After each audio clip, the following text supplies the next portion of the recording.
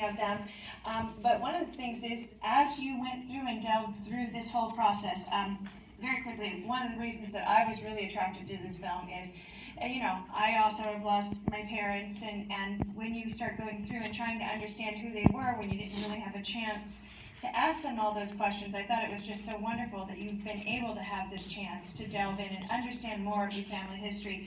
And it's a very personal film, but yet it's also a film that very much touches everybody. And if it hasn't touched you yet, it will. I hate to tell you that, but it will. And so when you started going and digging through all of the different family catalogs and the family, as you talked with your sisters and everybody, how did everybody react to the digging and to the unearthing of this information and the emotions? Well, they were a little used to it because I tried it once before in my first film, so they were getting used to me asking a lot of questions. And I always had my camera around, so it wasn't unusual for me to put the camera on the tripod and let it roll, and they would forget that the camera was there sometimes. But I think the biggest surprise for me was how open my mother was the second time I came around and asked the same questions. I was actually the one that was surprised, and I think possibly if she had been that open with me the first time I asked those questions, I don't know if I could have dealt with the answers that she gave me, her honesty and how authentic she was in sharing those things with me. And so I'm kind of glad that I'm more mature, I'm more seasoned as a filmmaker, and ready. I was ready to hear the answers this time. And some of the answers were actually the same answers I heard the first time, but they sounded different to me this time around. So when she said, I did think through these things, I didn't have options, I heard that. I think when I was younger, I was like, women's lib, leave, just leave him. But this time I thought she did think through, and she just didn't have big choices to make, and so she did the best that she could. So are you thinking that you just didn't hear the answers before? Or my other question before you just said that was going to be, why do you think she finally opened up? I think, as I said, some of the questions, the same answers were given, and I heard them differently. Other ones, there were different answers. I think she became more open to. And then the second question was? Well, just why she decided to open up even more. Because there's not a lot of time left, and if we're going to really be open and honest about these things, now's the time to do it. But so often, people still won't do it. My dad went to his grave with an incredible story that he would never tell us about, so... She's brave? I'll tell you about that later. I guess because she was brave. She was brave enough to do it, Yeah. How did you guys feel as you started finding out more and more of the details that you didn't know before? I think it's the thing that drew me to Linda's film also is just that it's so universal. I think my family has dealt with these issues of abuse and illness and mental health, and I just felt like Linda tackled it really courageously and made a beautiful, moving film. She inspired all of her family to be as honest as she was willing to be, and I think that's really the strength of the film and what's made me want to be involved. Yeah, I think, very similar for me. My family, if you were to compare it to Linda's family, you wouldn't think that they were particularly similar. But in watching this, I just see my grandparents so much in this story, and so, yeah. Yeah, similarly, I think like many of us, I've had situations in my family with grandparents who have gone through health problems, and both my grandfathers died a few years before we started working on this film, and they both went through protracted illnesses and were in hospitals, and it was traumatic for my grandmothers. And just talking to Linda about the film before we started and then getting into working on it was just kind of a cathartic experience to be really talking about this. And it's something that you don't usually talk about with people other than your immediate family, and to be able to share this kind of thing is really incredible. And gave Alexis and I a lot to work with emotionally in the film too, which was really fantastic. What do you want to know? was that fun? What did you feel like when I started asking the questions?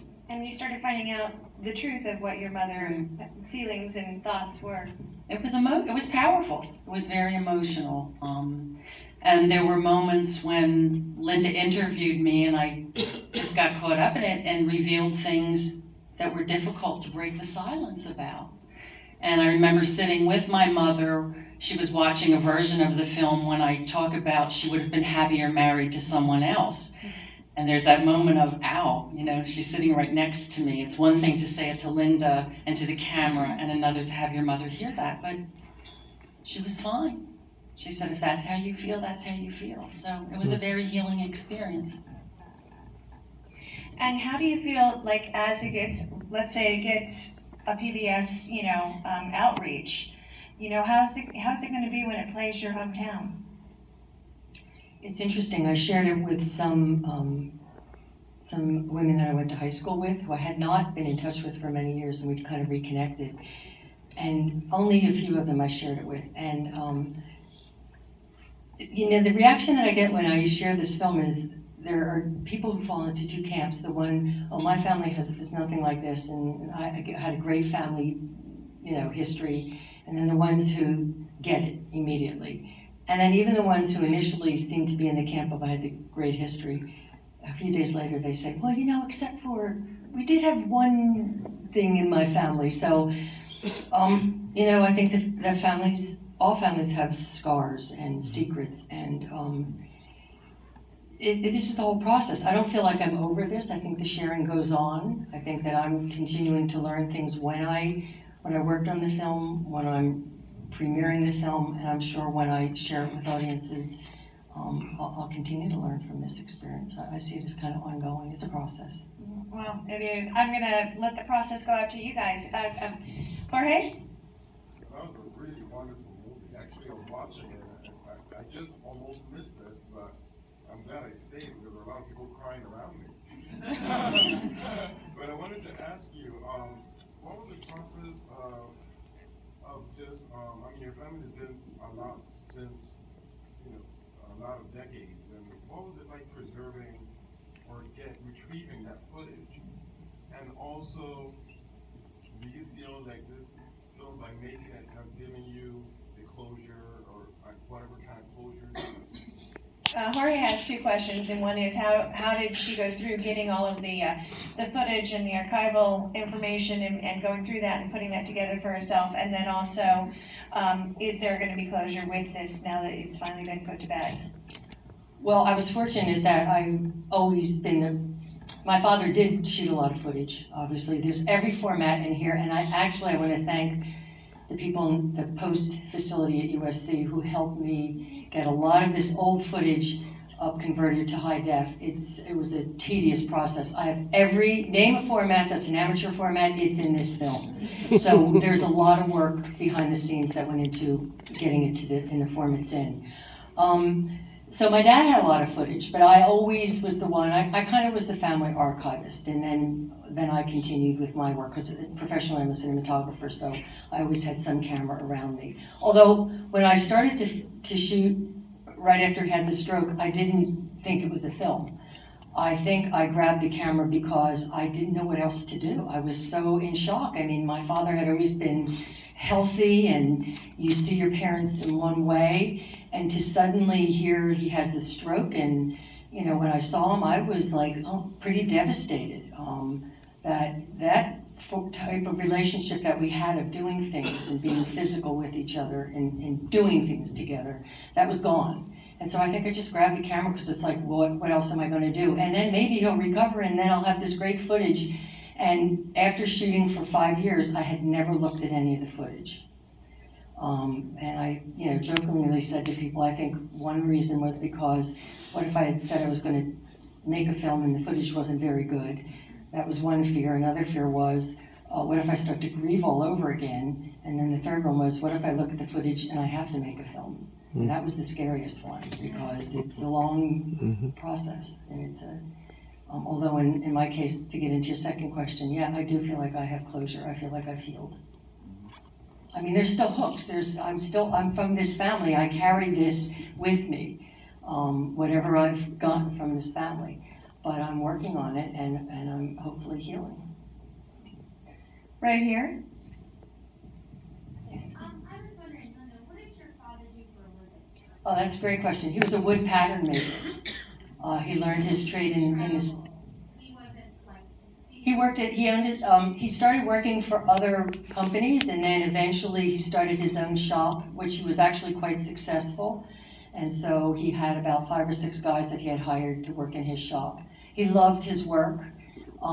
He was always very physical, as I said. The day before he had his stroke, he was on my mom's roof or something. So it was a big shock to him also that he went from being very capable to being disabled. One more question.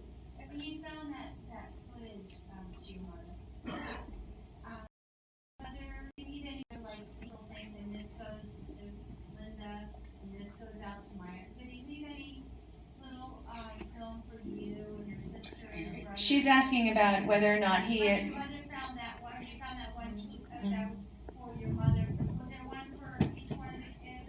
The tape. Let me repeat, because they may not be able to hear it from the top. She's asking about whether or not there were other little films that he made and made specifically for Linda or her sisters. The tape that portion came from, that he's talking to my mother, was a long tape, and there was a segment for each of us, and for my sons and the other 2 grandchildren. That was very, very emotional to watch that, yes, but wonderful to have. Right, and that's a whole other film. Well, I was gonna say, how much, when you ended up, how much footage were you actually going through to come down to, what is this, 72 minutes. I was, yeah, I was 60 cents, 72 minutes. Oh God, I think it wasn't actually all that much, because if you'll remember, a lot of the footage was 8mm and Super 8, and you didn't shoot a lot. That footage was very precious, and so that did not add up to a lot of feet of film. It's when you got into the video world, and everybody was videotaping everything and didn't even watch it, because you just didn't have time to watch everything that you recorded. But I'm going to make a wild guess. I probably had somewhere like 65 hours of footage. So it wasn't all that much. And the early footage I knew quite well. I don't know, 65 hours down to 72 minutes sounds like a lot to me. And I wanted, actually, let me jump in. My editor wanted to be here today, Nels Bangerter. He was wonderful to work with. I tried to cut this film myself for 3 years and showed it to people who I trusted. And they said, it's not that you don't have a story, there's way too many stories, and you need some distance from this, you're way too close. And Nels went to USC, he was a student of mine, and he was pretty well starting to boom at that time, and I grabbed him right at the right time, and he was wonderful to work with, just really great to work with. Well, that's great. But the other thing is I thought it was interesting your choice, because, you know, there are different documentary styles, and one where you actually hear the person off camera and have yourself in, you know, the choice of actually using your off-camera comments I thought was very interesting. You know, like even at the very end where you're like, oh, mom, you know, and all of that was intentional then. I mean, when I would interview, it was just me and the camera and a mic, and you know, we would just sit around and I would ask her these questions, and yeah. Right here. Was it difficult to hand off all that footage, like of something so personal, off to an editor, like in the beginning, like after already trying it for 3 years? Was it difficult to hand it off to the editor is the question. If I didn't know the editor as well as I knew Nels, I think it would have been more difficult, but I pretty much trusted him. I had seen other work that he had done, personal docs, and I knew I knew him as a person.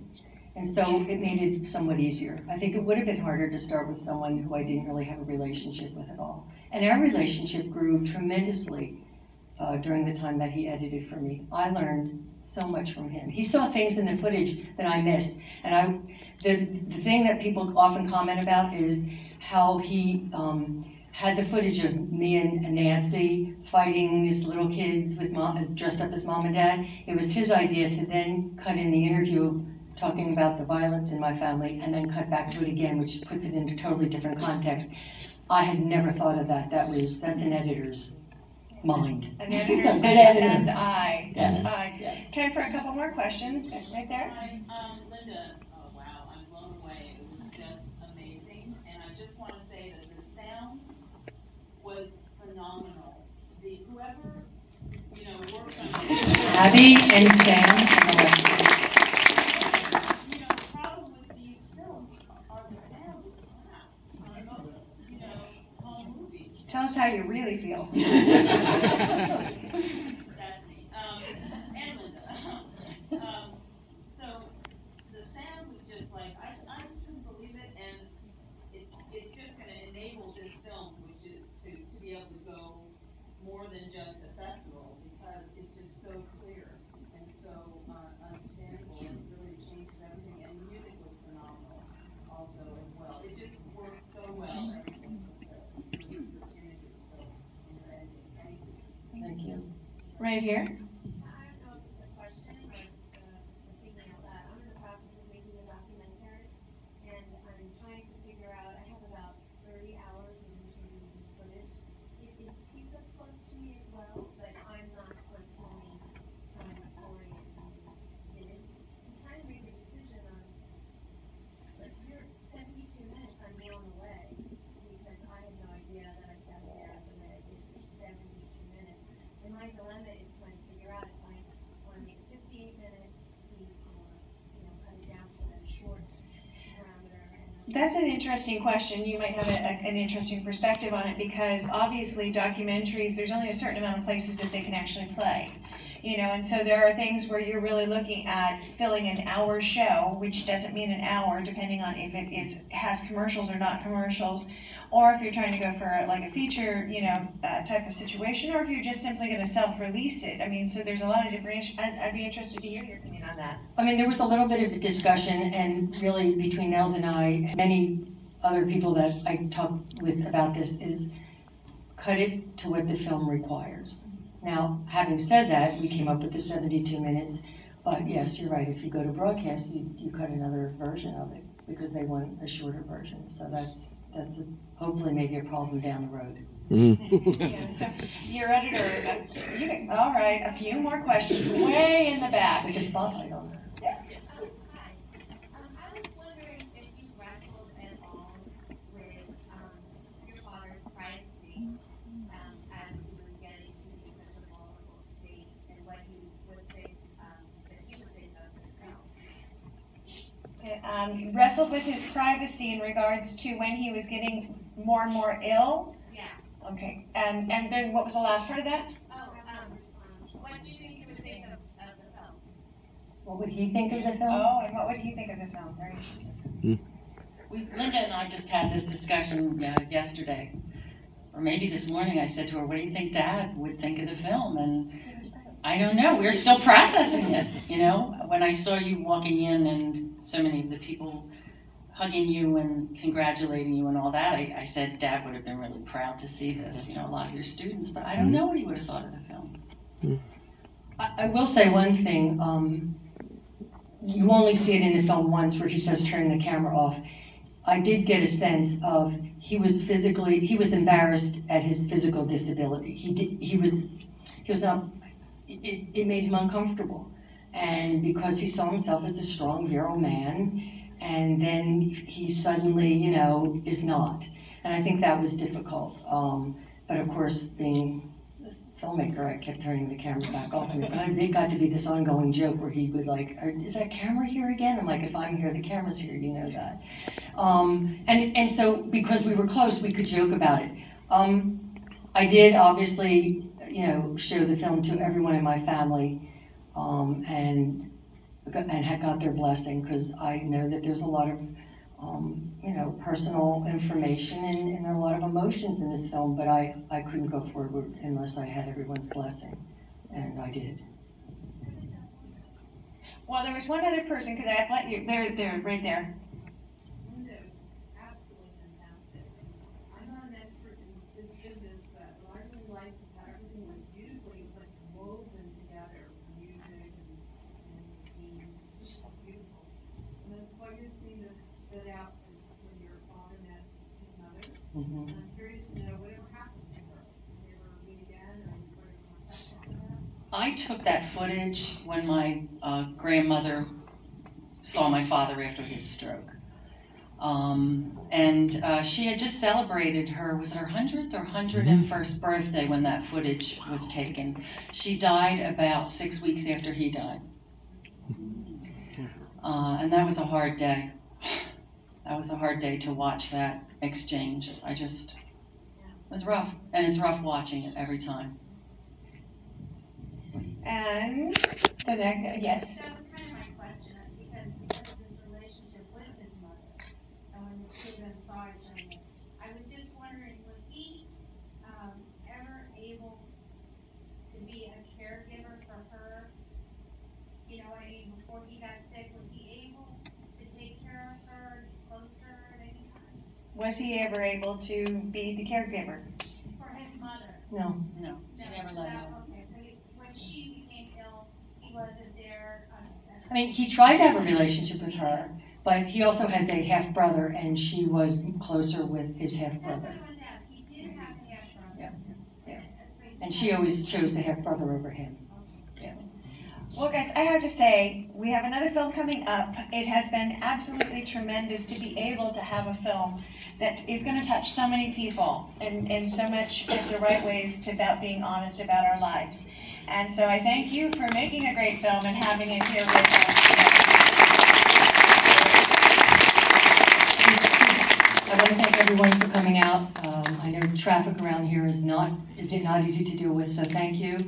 I want to thank Vince Gonzalez, who's just been an angel to me through this entire process. You don't know how many times I thought this film would never finish, and he would just be there to say, yes, it will, yes, it will. So thank you, Vince. Thank you. Nancy and I and our team are going to go to a restaurant. When you walk outside, it's one floor up. It's an Italian restaurant with red umbrellas and white tablecloths. We're going to have a drink or so. Please join us. It's called the Trastevere. Thank you, everyone. And don't forget, you guys have the Robertson Award ballots. 5 is best, 1 is not as good. One of the volunteers will be collecting them out there. And we do have more wonderful documentaries. Oh, Linda, please make sure you sign our poster too. And we have lots more documentaries, lots more narratives coming up all through Sunday. So please come out and support the indie films.